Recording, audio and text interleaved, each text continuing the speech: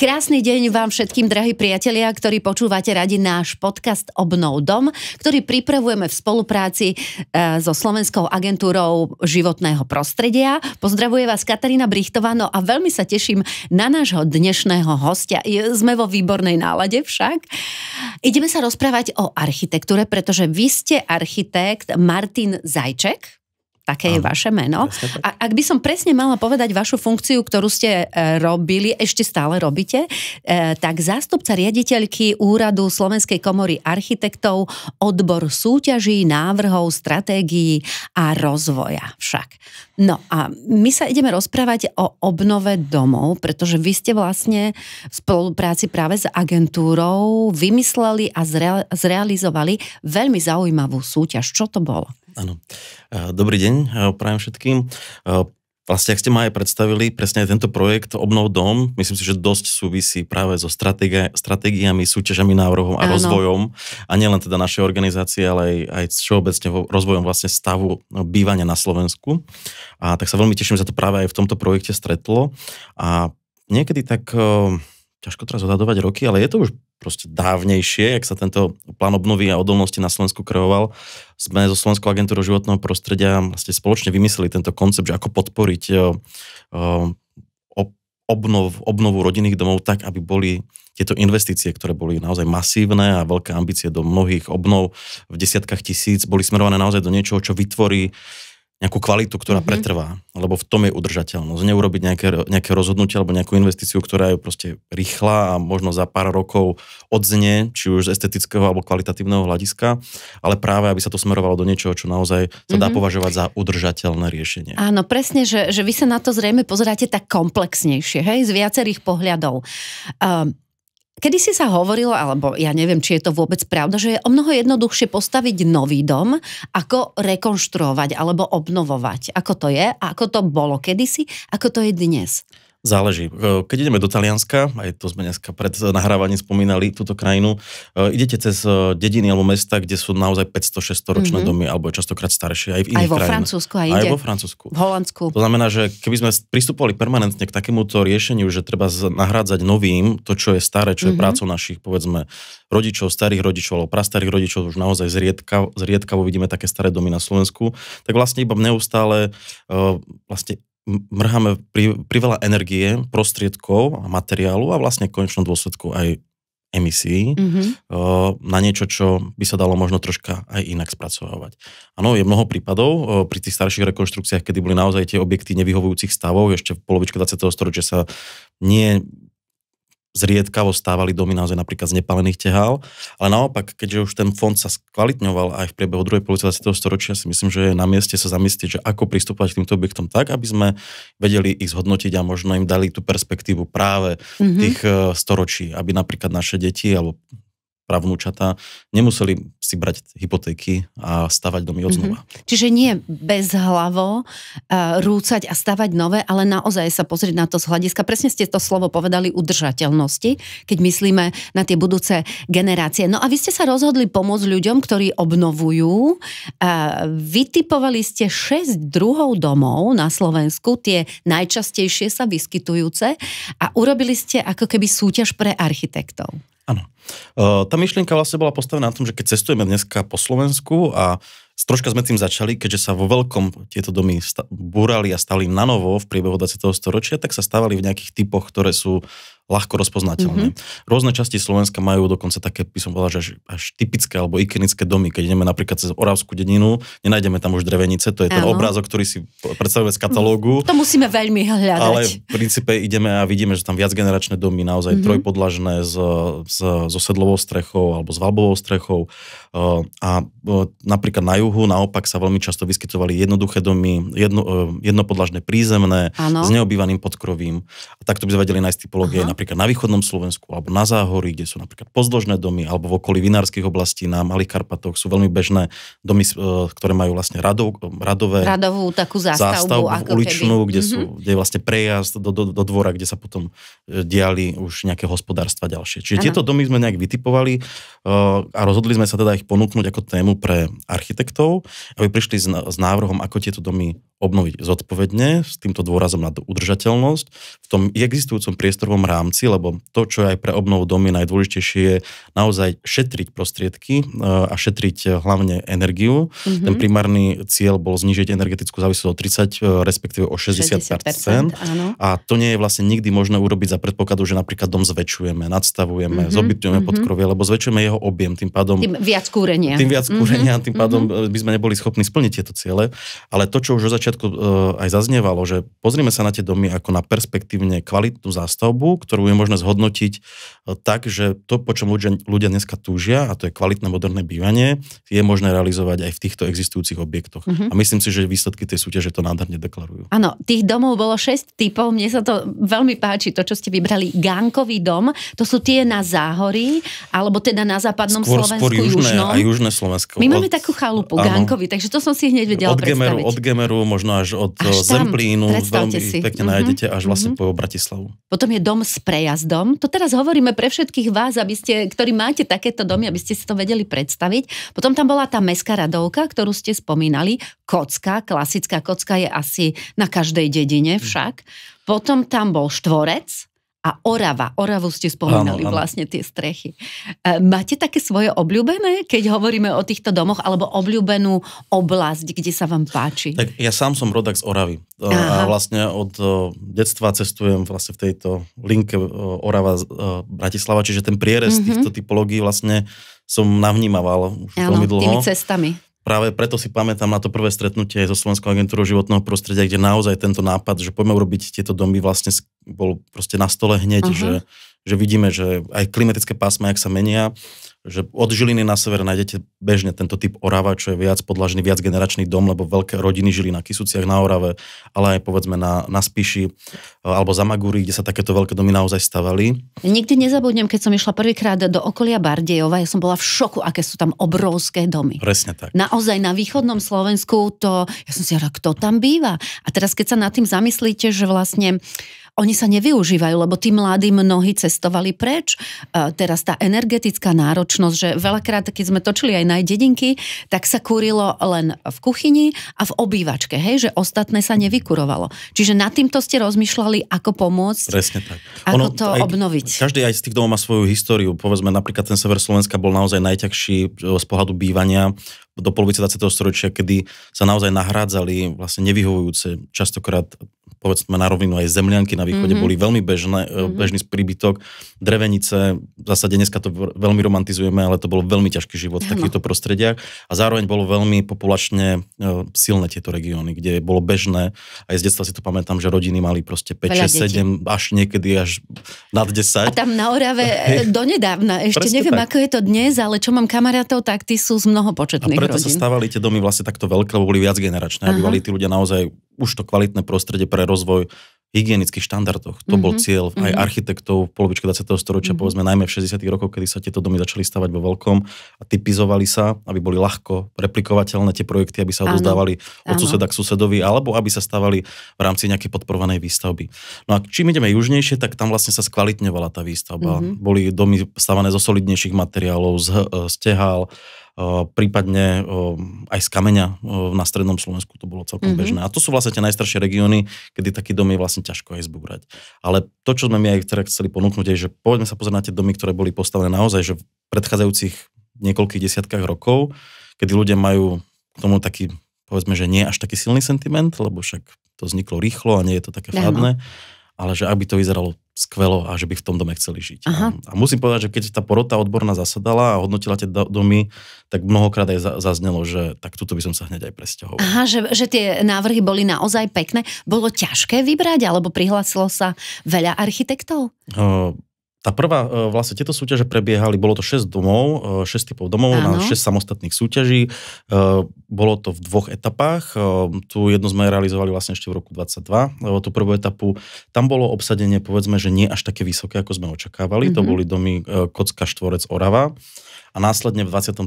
roku sme realizovali tie domy Gánok, dom s prejazdom a Mestská radovka, kde nám už ale prišlo dokopy naozaj že vysoké desiatky návrhov. V tej prvej etape dokopy Myslím si, že bolo ich nejak 16 a potom následne v tých ostatných bolo až 70, 80, čiže tak nechýbalo veľa do 100 návrhov, aby sme vedeli posudzovať.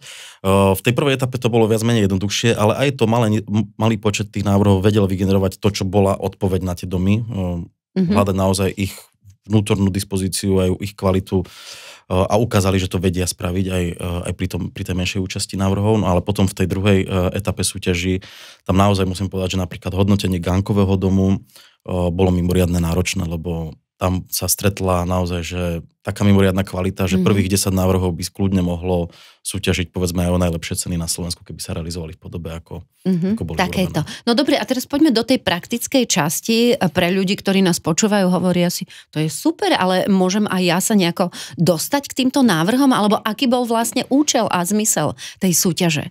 Keď sa vrátime ešte teda úplne na ten začiatok, tá misia bola presne postavená týmto smerom, že architekti vedia hľadať odpovede a my tu teraz sa snažíme pomôcť povedzme 30 000 domácnostiam, ktoré si majú obnoviť svoje existujúce príbytky. A je zjavné, že títo ľudia napríklad sa s architektom nikdy nestretli, alebo ich službu považujú za nedostupnú, či už z finančných dôvodov, alebo možno zo sociálnych, v zmysle, že ani nevedia, koho osloviť, nevedia, kam sa na koho obrátiť.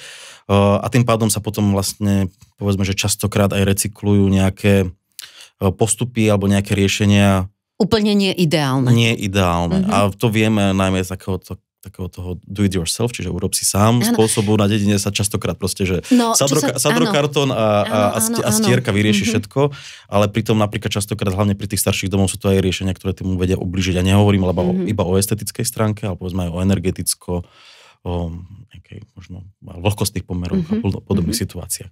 Takže ten cieľ bol, že naozaj, že urobme to veľmi jednoducho. Tie súťažné návrhy musia vlastne tá ambícia nebola architektonická v zmysle, že teraz čo sa s tými domami dá spraviť, aby to nevyzeralo, ak ten pôvodný stav. Nešlo v prvom rade o dizajn, ale ak teda správne tomu rozumiem, v prvom rade išlo o to, aby tam prišlo k tej úspore a aby to bolo udržateľné, kvalitné bývanie. A aby si napríklad tí ľudia povedali, že stačí sa pozrieť častokrát na tú dispozíciu vnútorného prostredia, vymeniť nejakú jednu izbu s s ďalšou izbou, rozšíriť povedzme kuchyňou s obývačkou, tak aby vyhovovala tým súčasným požiadavkám tej typológie modernej, kedy rodina ráda trávi čas spoločne v jednom priestore, aby boli moderné, povedzme, výstupy do exteriéru, lebo to je to, čo dáva tú kvalitu života. V rodinnom dome je to spojenie s exteriérom. V časoch, kedy tieto domy vznikali, boli spojené s hospodárstvom, naopak sa oddelovali od toho exteriéru, lebo povedzme si bol špinavý, ale dneska má každý krásny zelený trávnik, záhradu. A inak to je zaujímavé, že vlastne pri tom, kedysi na tých starých domoch boli malé okienka, že teraz sa robia oveľa väčšie, presne to spojenie s tou záhradou a tá energetická náročnosť je menšia. No to je vlastne to, čo dokáže tým domom poskytnúť tú novú kvalitu, ktorá v tých starých domoch nebola. A to je spojenie s exteriérom. A je to spojené aj tým, že vlastne v minulosti sa robili napríklad kastlové okná, jednoduché zasklenia, ktoré mali vysoký tepelný stratu energie. A dneska vlastne moderné okná de facto majú tepelný odpor na úrovni steny. Určite možno aj lepšie ako tá, z ktorej ten dom bol pôvodne postavený. Takže naozaj dneska nám umožňuje aj technológia otvárať dispozície domov do exteriéru a to je to, čo je veľmi hodnotné. Nakoľko napríklad v minulosti aj platilo, že exteriér alebo bezprostredné okolie domu bolo hospodárskym priestorom, kde sa pohyboval dobytok a bol sa takým špinavým prachovým priestorom a dneska sú to naopak krásne záhrady, ktorých sa oplatí tráviť čas. Áno, už si to tak predstavujem, ako sa tam dobre žije. No ale vraciam sa teraz k tomu praktickému. Ľudia, ktorí nás počúvajú a chceli by sa dostať k takýmto projektom. Oni sú verejne dostupné? Môže si ich pozrieť každý? No. A kde? Toto bolo veľkou ambíciou vlastne celého projektu. Naozaj ako poskytnúť čo najviac inšpirácie a príkladov dobrej praxe pre všetkých žiadateľov o podporu z Obnov dom. A preto vlastne tieto súťažné návrhy sú publikované verejne, jednak v tlačenej forme katalógu, ktorý je prístupný na jednotlivých pracoviskách regionálnych zastúpení. Áno, máme ho tu. Slovenskej agentúry životného prostredia a agentúry pre Obnov dom. A okrem toho je teda tento katalóg prístupný aj online. To znamená, že sa ktokoľvek môže prelistovať pohodlí domu, rovnako ako katalóg povedzme z supermarketu a nájsť si tú inšpiráciu, ktorú potrebuje, lebo je to na jednej strane, áno, že tie jednotlivé riešenia sú konkrétne a môže sa napríklad žiadateľ aj obrátiť na nejakých architektov alebo nejaké týmy, ktoré tieto návrhy jednotlivé vytvorili, ale na druhej strane vieme, že práve ten cieľ je niečo ako katalóg rodinných domov, podľa ktorého sa stávali aj jednak v minulosti rodinné domy, ale aj v posledných desiatky rokov si to poznáme, že si to vlastne ľudia radi listujú a hľadajú si rôzne prístupy a navnímavajú povedzme nejaký taký pekný stred, z ktorého si oni vedia potom postaviť ten svoj vysnívaný príbytok. Rozumiem tomu správne, že je to vlastne zadarmo k dispozícii ľuďom, aby sa inšpirovali, aby sme im pomohli, že takýmto spôsobom ste sa rozhodli naozaj vylepšiť ten život a pomáhať obnovovať domy. Jednoznačne.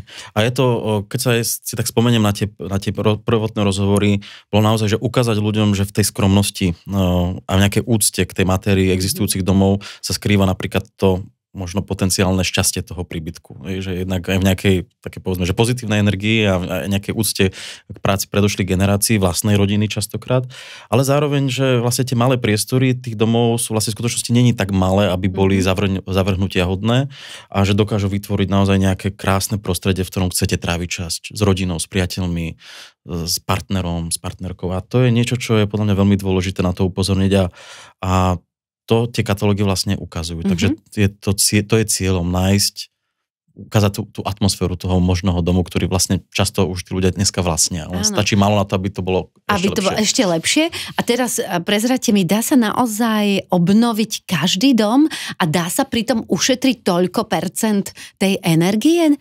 Všetky projekty, ktoré do tejto súťaže vstupovali a boli hodnotené odbornou porotou, spĺňajú tieto kritériá. Je to minimálne 30%, ale viac menej všetky návrhy prezentovali úsporu alebo deklarovali úsporu na úrovni 60%. To sa dá docieliť častokrát vlastne jednoduchými nejakými tepelnými úpravami povrchov. Nemusí to nevyhnutne byť iba zateplenie fasády. Častokrát výmena okien vie ušetriť 30% samotne. Veľmi dôležité je prestup vertikálny, čiže podlahy a stropy, bez toho, aby sa zateplovala, povedzme, že fasáda. Lebo častokrát tie múriva pri solidnejších domoch, napríklad gánkových, majú už dneska aj celkom dobrý teplný odpor. No a zároveň je možné použiť nejaké iné prvky, či už vykurovania, alebo pomoci napríklad fotovoltiky, ktorá dokáže keby ďalej prinášať ďalšiu energiu do príbytku. A čo sme teda tiež pri tých jednotlivých architektonických riešeniach pozorovali, a bolo to aj veľmi odporúčané riešenie, aj získavanie vlastne nejakých ziskov vlastne zo samotnej architektúry. A gánkový dom je typický príklad toho, ktorý v lete vlastne dom tieni a v zime naopak presvetľuje interiér. To znamená, že netreba zabúdať ani len to, že ľudia sú zvyknutí, že treba šetriť energiu na vykurovanie, ale tu sa treba rozprávať častokrát aj o chladení, lebo práve toto býva. To je ďalšia vec. A aj to svetlo nemusíte svietiť. Ak máte dobré okná, veľké okná, tak máte hneď to prírodzené svetlo, ktoré je veľmi príjemné. A keď hovoríme o tých gánkových domoch, tak tam presne bolo krásne ukázané, jak sa môže tam solárna energia využiť, že vlastne na fasáda, hej. A tie domy mali už vlastne pôvodne veľmi dobrú orientáciu na svetové strany, lebo Gánok vlastne nikdy nie je otočený na sever. Tí naši predkovia boli múdri, čo si budeme hovoriť. A to je presne to, čo sme aj na začiatku spomínali, že napríklad takých starobilejších európskych krajinách, kde vidíme tieto pozostatky vlastne naozaj, že až stáročí generácií ľudí, ktorých meno ani nepoznáme a stavali tie domy, si vlastne od seba odkopírovali tie dobré riešenia.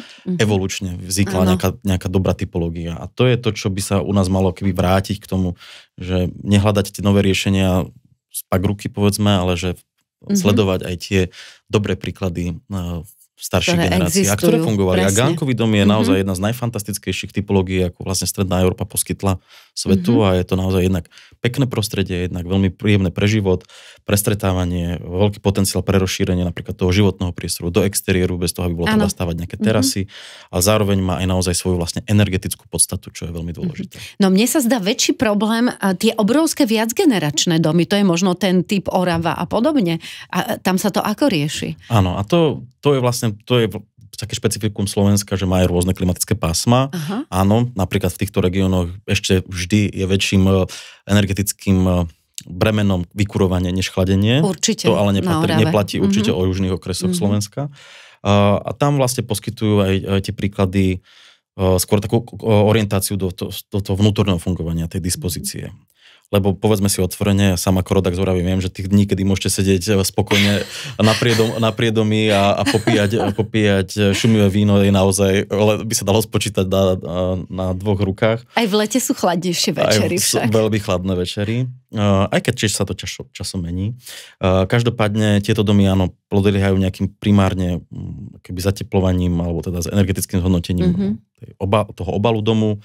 A naopak pracujú napríklad s tým, že ako ho ešte troška otvoriť do toho exteriéru, možno práve pre tie svetelné zisky, lebo to si ľudia tiež častokrát neuvedomujú, ale keď napríklad ostenia domov zateplia v súčasnosti preferovanou hrúbkou 10 cm, pri takýchto domoch vlastne sa stráca svetelnosť v interiéroch. Čiže bez tej kompenzácie, napríklad zväčšovania okenných výplní, okenných otvorov je vlastne ten dom stráda viac a nepomôžeme mu.